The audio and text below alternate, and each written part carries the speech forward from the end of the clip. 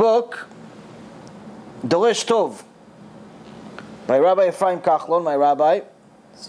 Is three-part book. It's 3 books. He has many, many good stories. And one of the stories... You have in English also? No, it's only in Hebrew. B'ezrat Hashem, we'll do English one day.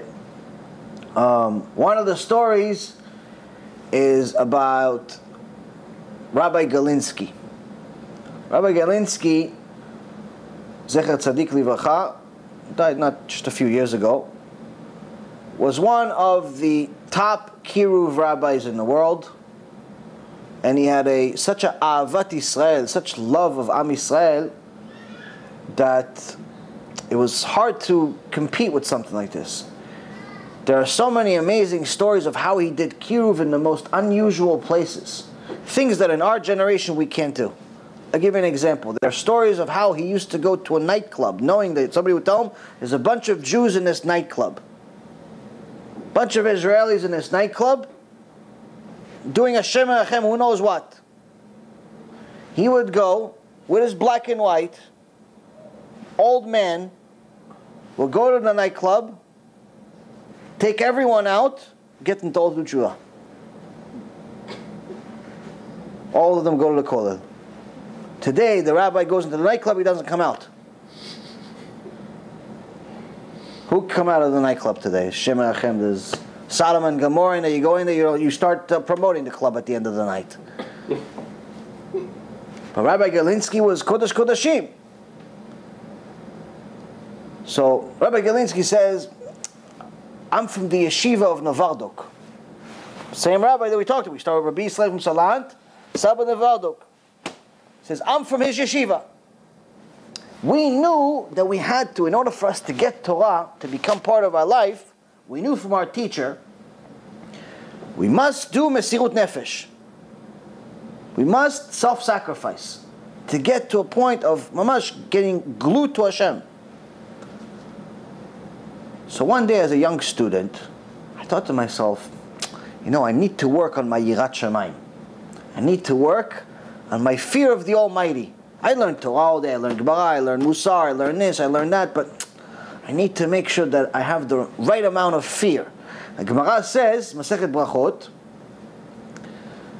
if someone has Yetzirah, say Kriyat Shema. Someone has a Yetzirah to make a sin, say Shema Yisrael.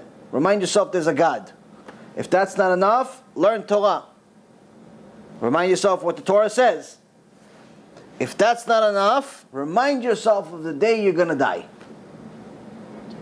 Why? Because you're going to have to pay the bill.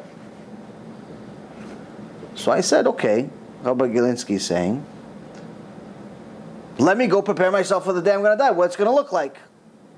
So I decided I'm going to go to the Bet Kvarot. I'm going to go to the cemetery at night. Now that's already scary. Me, I'm already scared telling the story, thinking about the cemetery at night. So he goes to the cemetery at night. And in a Jewish cemetery, there's also a mikveh where they wash the dead bodies. She says, I'm going to go to the cemetery at night and dip in the mikveh where they wash the dead bodies.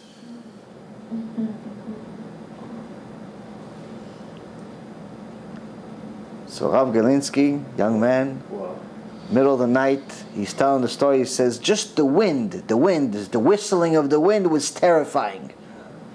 The whistling of the wind was terrifying, being in a cemetery in the middle of the night. It's so dark. And then I see this mikveh and everything is dark and scary. I said, okay, I'm going to take off my clothes really quickly. I'm going to dip and come out. Before I get a heart attack, I'm going to do it really quickly. And this is going to be a memory I'll never forget. Now I'm going to have Yirat Shamayim finally. He takes off his clothes really quickly. He goes into the mikveh. And as soon as he goes into the mikveh, he feels like he's stepping on a body. Yeah, be kidding. He says, from the fear that I had, I passed out. But then I passed out, I fell into the water, and the water, splashed in my face and woke me up. And I got so scared, I started coming out, and the body came out with me. And then I see It's one of the guys from the yeshiva. And we're looking at each other, both of us scared to death. And then I thought to myself, you know, Yirat Shamayim is not the only thing I have to work on. I also have to work on my ga'ava, my pride. Why my pride? Why did I think that I'm the only one that will have this brilliant idea of going to the cemetery and dipping in a mikveh? Somebody else is also brilliant in the yeshiva, not only me. Us, we think we're already tzaddikim just thinking about it. He went and did it, and he's thinking about I have to work on another midah, another character trait. That's Rav Galinsky. But you see from this story of how Rabbi Yisrael from Salon started his whole organization through Mesirut Nefesh. Then he goes to the Sabim Novardo, goes to Rav Galinsky. You see the byproduct. The fruit doesn't fall far from the tree. And this is what Am Yisrael needs to understand, that if you want to have this share of the world to come that everybody keeps talking about, you have to start getting used to Mesirut Nefesh. You have to start getting used to self-sacrifice. You can't just live a comfortable life, enjoy this world on a regular basis, and think that your Olam HaBa is going to look pretty. It's not realistic. You didn't come to enjoy this world. I'm not saying you came here to be miserable. I'm not saying you're supposed to suffer in some corner as a homeless person. I'm not saying that. But what I am saying is that you are supposed to get used to making yourself uncomfortable for the sake of Hashem. So if it's easy for you to learn 15 minutes a day, then that means it's not enough. You have to start learning a half hour. If it's easy for you to learn a half hour, then it's time for you to learn an hour. If it's easy for you to listen to my lectures online or here, great. You have to listen to more lectures, not just once a week. If you're listening to lectures all week, all day there's lectures. It's easy for you. You listen to it on the way to work, you listen to it on the way home. That's your Torah. It's easy for you to listen to lectures. It's time to open a book, my friend. You can't just listen to lectures your whole life. Yes, we make it easy for you, Baruch Hashem. Rabbis that work hard to arrange these lectures, make it easy for people to learn. It's good, it's important. You should continue to listen to lectures, but there's levels of Torah. Lectures is one level, but learning yourself from Gemara, from the books themselves, it's a higher level, of course. It's more difficult. You're going to have to do the hard work of figuring out what it says. If it's easy for you to learn from Me'am Loez, let's say, easy for you to learn from some book that one of the tzaddikim wrote, great. It's time to learn Gemara.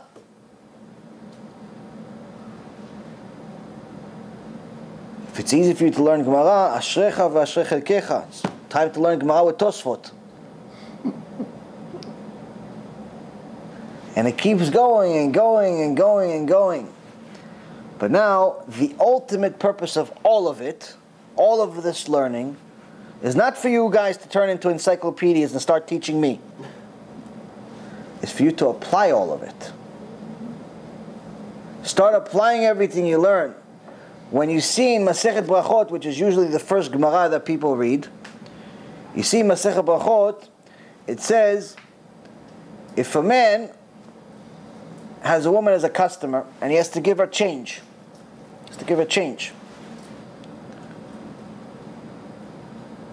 and he's taking his time giving her the change. 1, 2, 3, 4, 5, 6. He's taking a time giving a change. So the Gemara says there's no way for him not to go to Gehenom for that. What do you mean, why is he going to Gehenom? He's scared. He just gave a change. Because he's only taking his time, according to the Gemara, to look her out. Just like you said, Chazak Baruch. To look at our hands, not to look at our body. To look at our hands. So now, if a person is going to go to Gehenom Bar Minan for looking at a woman's hand that's not his wife, What do you think he's going to get for looking at her body? What do you think he's going to get for looking to see how the skirt fits her? Or how the shirt is cut off, and how she's not modest, or this or that? What do you think he's going to get for that? He's going to get Gan Eden for that? Where does it say in the Torah that says he gets Gan Eden for that? It doesn't say that. It says the opposite. So, learning all of this Torah, Shiurim, Gemara, all of these things that we just talked about, you have to apply it. You have to make sure that these eyes that you have, these eyes are the best camera in the world. Why? Because it never forgets. You don't need a memory stick. It never forgets. Everything that you ever see is always going to be there. You look at a woman once, you're always going to remember what she looks like. And you're always going to remember how you saw her. So if you choose to use your eyes to look at immodesty, you're never going to forget it. If chas v'shalom you choose to exercise that immodesty, to go take action with a woman that you're not allowed to be with, just know that when 120 comes and you go to Judgment Day, she's going to be with you at the trial. And according to the Gemara, she's going to be like a kelev, tied to you at all times and never leave you. So even though you're going to have your wife, Baruch Hashem, and kids, kosher family, everybody did tshuva, you're going to have this beast from your 20s still chasing you. Hey, Shmuley, remember me? Embarrassed next to your tzadikah wife and kids. Why? Because you took action on something Gemara says don't do. So the point of learning all this stuff is to learn how to apply it. You start learning how to apply it, you start actually becoming a better quality person. So now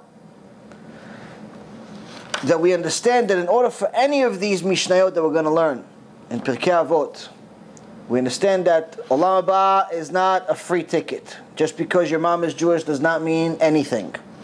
It just means you have a ticket. It doesn't mean that your ticket's going to work.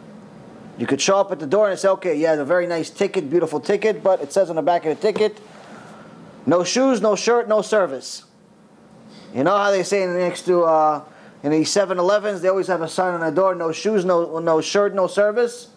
Because guys from the beach come there with no shirt, no thing, and they want to buy stuff in a shirt, and the Balabait, the owner of the place, says, listen, I don't want the rest of my customers seeing you naked. So if you're going to go buy something from my store, put a shirt on, put a shoes on, and you'll get service. But if you show up and you don't exercise these rules, then you're not going to get any service. Same thing with Ticket to Olam HaBa. Ticket to Olam HaBa says, okay, you have a ticket. But make sure, as the Rambam says, you don't fall under the definition of someone who cuts himself out of Am Yisrael. For all the details, for the third time, Masechet Sanhedrin, page 90 to 98, and Rosh Hashanah, page 17. So we know that it's not going to be easy to get to Olam HaBa, but it's possible. That's why they're starting the whole book, the whole Mishnah, with this. To show you that it doesn't matter who you are. It doesn't matter if you're Nisan or Moshe Rabbeinu. Everyone has the ability to get to Olam HaBa. It just requires some work.